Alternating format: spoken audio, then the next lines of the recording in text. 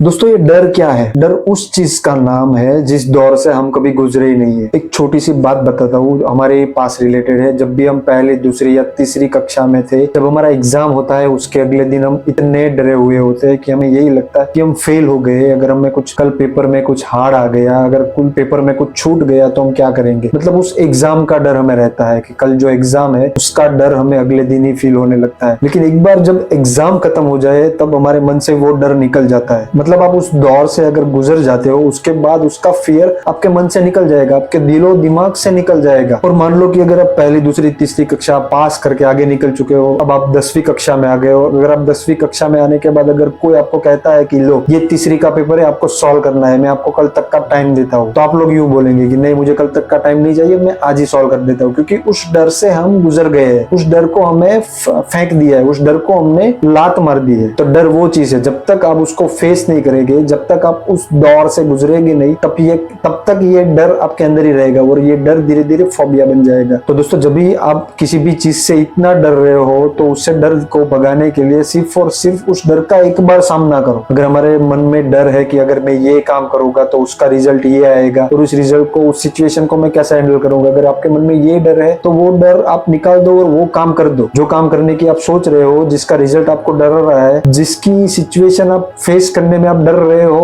तो उस डर को निकालने के लिए सिर्फ और सिर्फ आपको कुछ सोचे बिना उस काम को कर देना है। मस्त मगन रहे कि आपको कुछ नहीं सोचना है कि भाई जो रिजल्ट आएगा आपको एक्सेप्ट करना है।